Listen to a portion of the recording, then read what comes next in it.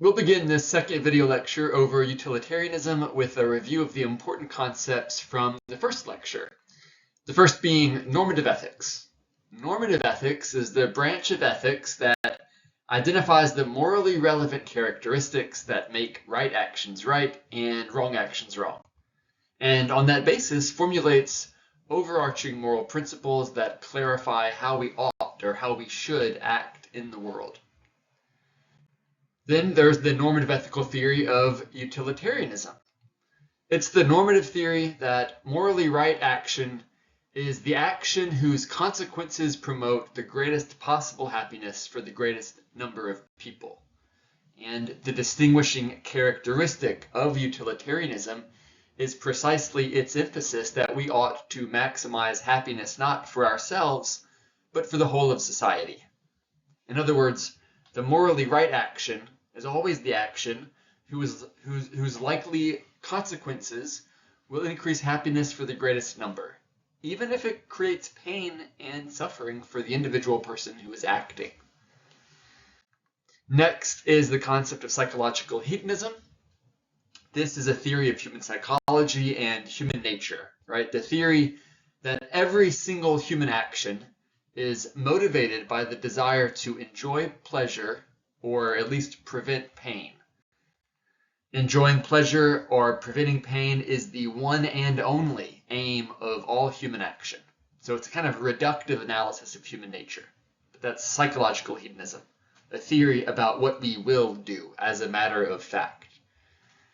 And then we have ethical hedonism, right? And this is the underlying value theory of utilitarianism. And ethical hedonism maintains that the rightness or the wrongness of an action is determined by whether the action leads to pleasure, happiness, or pain, right, which is unhappiness. And pleasure is the only intrinsically good thing, according to ethical hedonism, and pain is the only intrinsically bad thing. And lastly is the concept of utility and the principle of utility. So utility is the usefulness of an action or a thing for producing pleasure and happiness, or the usefulness of a thing in removing pain and unhappiness. While the principle of utility is the overarching moral principle of utilitarianism, the overarching moral principle stating that we should act in ways that increase the happiness of everyone who is likely to be affected by our actions. All right, so let's move on to some new ideas from Bentham's text. Bentham identifies 4 different sources or types of pleasure, and he lays them out on page 7 of the text. There are physical pleasures, political pleasures, moral, ethical pleasures, and religious pleasures. So in addition to the quantity of any given pleasure that you can experience, there's also the quality, right, or the type of the pleasure. In other words, right, there is the amount of the pleasure that you might have, the amount of the happiness, and then there is the nature of that pleasure, right, its quality or its type or its kind.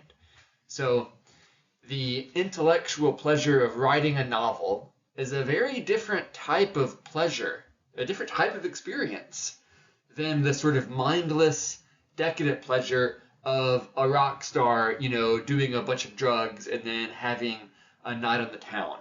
Very different qualities of pleasure experienced, right? The happiness that's felt, right, when worshiping God is a very different quality or kind of happiness than the happiness that's experienced from enjoying a good workout. Now, what is absolutely essential for you to understand is that Bentham's model of utilitarianism argues that all types of pleasure are equally valuable. Bodily pleasures, mental pleasures, recreational or spiritual pleasures, they all kind of count the same. So no type of pleasure is intrinsically more valuable than any other type of pleasure. And because of this, they can all be measured and compared on the same scale. Now, other utilitarians will definitely disagree with Bentham on this point and argue instead that, well, no, some types of pleasure are simply more worthy than other types of pleasure. So, for example, the utilitarian John Stuart Mill, who you will soon read, argues that intellectual pleasures are always preferable to and more valuable than mere bodily pleasures.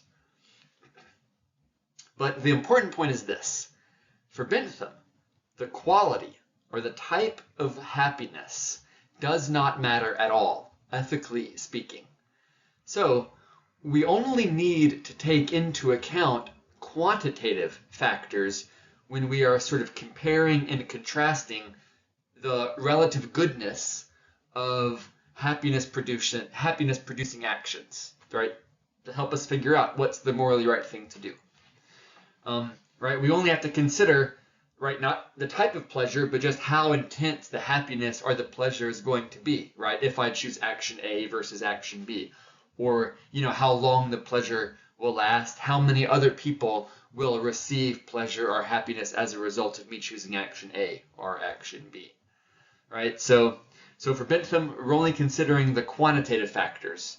And what that means is that if mindless entertainment creates longer lasting and more intense pleasure and happiness than mindful pleasures like reading philosophy, then mindless entertainment is simply more valuable, right? End of story, right? The less sophisticated pleasures are just as valuable as the intellectual pleasures, according to Bentham, right? Now that's his perspective, though, and it's not a perspective, it's not a value theory that's going to be shared by other moral philosophers and not even other utilitarians. So, when you are confronted with competing options and life choices, and you're trying to figure out, okay, what's the morally right thing to do, Bentham's utilitarianism is going to provide you with a sort of blueprint and an ethical model, right? What you have to do is quantify the amount of pleasure that each action is likely to produce, right? Both for yourself and for other people that are likely to be affected by the action. And then you apply the principle of utility to determine which of those actions is likely to create the most pleasure, or at least, the minimal amount of pain for everyone. And whichever action that is, A, B, C, or D, right, that's the action that's morally correct, right? The one that increases the most pleasure. Now, Bentham has a name for this method of first kind of quantifying and then measuring and comparing the moral worth of different happiness-generating actions, and he calls it the hedonic calculus. It's a procedure for adding up the hedons, right, the pleasure units that result from your choices and your actions. Right? It's a happiness calculus, in other words.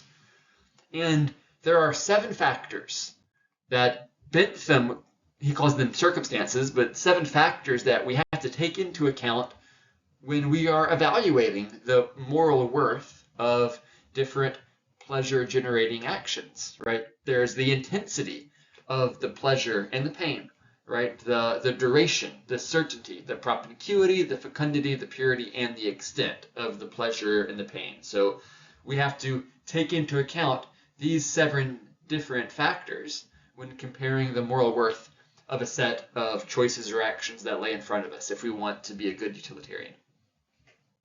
So we'll just kind of go through them in order, starting with intensity. Intensity measures how intense the pleasure or the pain is, initially speaking. So for an analogy, you can think of the sort of pain assessment tools in the emergency room. And, you could consider for yourself the pleasure of eating at your favorite restaurant with your friends tonight, right? Certainly, that's going to produce some hedons for you. But it's probably not going to hit like a 10, or even a 7 on the hedon scale, as it were. That's because you could imagine things that are going to be all the way at the top in terms of intense pleasures, right? Compare going out to eat at your favorite restaurant. Yeah, that's great, but compare it to, receiving a full ride to, to college, or winning the lottery, or something like that, right? Getting engaged, right? So you can imagine that you're confronted with the choice tonight, all right? You can go out with your friends to your favorite restaurant, or, you could dog sit for your sister's, adorable puppy. Right? You're going to consider among other things, which decision is going to create stronger and deeper enjoyment, right? Both for yourself, for the animal, right? For your other friends, for your sister. And just thinking about the intensity of the joy and the pleasure is a part of your kind of calculations that you intuitively do. And of course, there can be other pleasures that are so intense that you can't put them into words, right? Mind-blowing pleasure, transformative pleasure, right? Skydiving was such an intense adrenaline rush that it changed me forever. And other, I could die happy right now pleasures, right? When we speak like that, we're usually referring to the intensity of the happiness or the joy or the pleasure that we're experiencing. So duration is the next factor or circumstance that we have to consider. And it's also rather straightforward. Duration measures, how long the pleasure lasts. So, maybe you're trying to quit smoking and you're thinking, man, the pleasure I get from this cigarette is only going to last me 6 minutes, so it's really not worth it. But, the pain I experience, right, from not having that cigarette is going to last me all night, for instance, right? So you're thinking about the duration of the pain and the pleasure in determining, right, how much happiness it produces. You might say, oh, having 2 helpings of dessert will create only a few minutes of pleasure, so is it really worth violating my new healthy diet where I kind of minimize the amount of sweets and sugar that I have, right? So that's duration. Next is the certainty or the uncertainty of the pleasure, right? So certainty measures the probability of something actually being pleasurable or not, right? Because we're not always certain when we're considering actions that lay in front of us, right? Whether they're actually going to generate happiness for us or other people, right? Are you certain that you're going to have fun on this kind of vacation with your family when the other option is just to kind of stay at home and have the whole week to yourself? Are you certain that donating $20 to this fundraiser is actually going to generate more happiness in the world than just kind of keeping it for yourself? All right, so that's certainty, right? The actual probability, right? Is it a 90% chance that the action will generate happiness, or are you only like 50-50? Next is the propinquity of the pleasure, right? A word that you almost certainly will never use or see again. This measures how near or remote in time the pleasure will occur after doing the action. So everything else being equal, we generally prefer the pleasure that we can get sooner, right? Between 2 different options of pleasure-producing actions.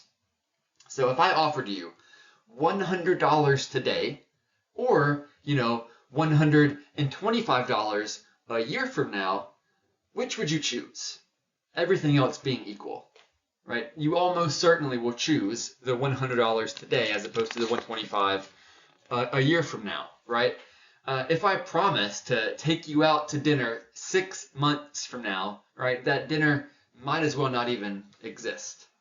Now, of course, if we changed the nature of the thought example and I was like, look, I'll give you $100 today or $10,000 a year from now.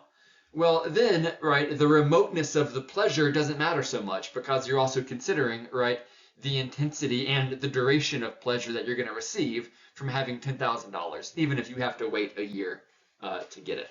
So we're thinking about these different factors, right, in conjunction with each other.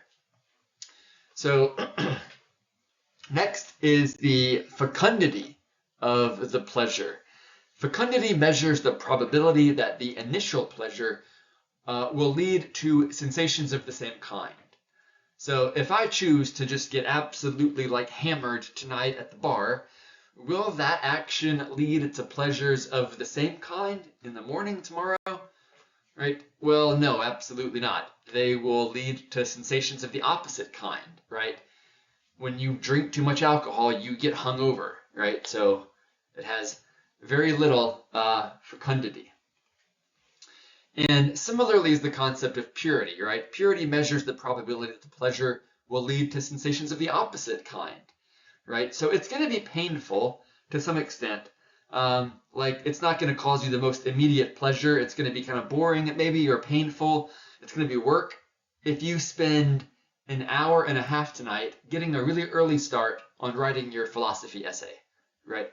But will that kind of pain of doing that schoolwork, will it lead to sensations of the opposite kind, say in a couple of weeks from now? I mean, almost certainly it will, right? You will experience more happiness and pleasure as a result of the extra effort that you put into the assignment, because you're going to receive a better grade and you'll have this kind of internal sense of accomplishment, right?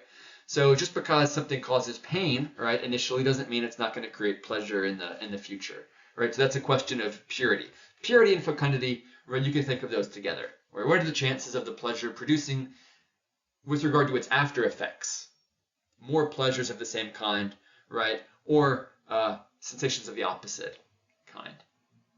And then Bentham adds one more factor to take into account when we're measuring the moral worth of an action, and it's the most important factor to consider, and it is the extent of the pleasure. Extent, it sounds like duration, but that's not what we mean. The extent of the pleasure measures how many other people receive pleasure from your action. Will your action increase pleasure and happiness for other people, or is your action going to increase pain or take away happiness from other people, right? And remember, the reason this is the most important consideration or factor is because the distinguishing hallmark characteristic of utilitarianism is its concern for the happiness of the greatest number of people.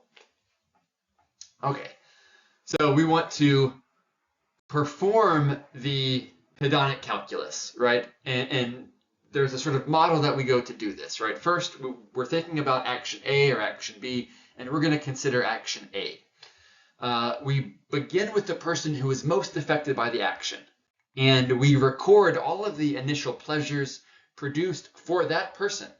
Now, maybe that person is you, maybe that person is someone else, the person most affected. All right, the next step is to record all of the initial pains produced for that person. Then we record the pleasures produced after the initial sensation, right? These are the after effects having to do with fecundity and purity. And then we record all of the different pains produced as the after effects of that initial action, right? For that one person.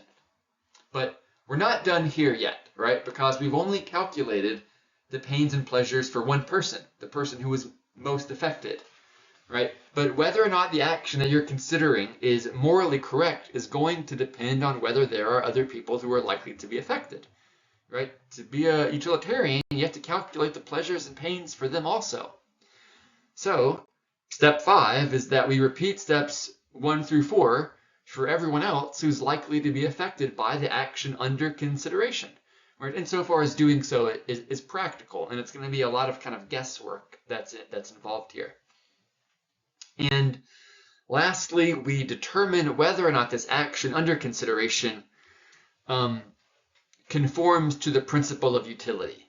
And we do that by determining whether the action has produced an overall net increase of pleasure or an overall net increase in pain, right? By looking at the pains and the pleasures produced for everyone that we brought under our consideration. The morally correct action is the action that generates a net increase in pleasure, even if that action creates more pain for you, the individual who's choosing to act in a particular way. Right? Everyone's happiness is equally valuable for the utilitarian. Right? In fact, they'll say that it's just irrational to imagine that your individual happiness is more important than anyone else's, right? The good of the many outweigh the good of the few. Now, we should not expect that this hedonic calculus needs to be performed before every single moral judgment you make and before every single action or choice you make. But, the hedonic calculus should just kind of be kept in view, Bentham says. Kind of paraphrasing, he says, look, I know this seems odd, doing this sort of weird little calculus or accounting work before you think about what actions you're taking. But he says, look, it's not really that novel or even unwarranted. In fact, in the hedonic calculus, there's nothing but what we're already doing just intuitively. I'm just kind of systematizing it. All right, well, that's it for lecture 2. We'll come back and revisit some of these arguments when we look at John Stuart Mill, because he'll have a very different approach to this question of value theory and the quantity versus the quality of pleasures. Thanks.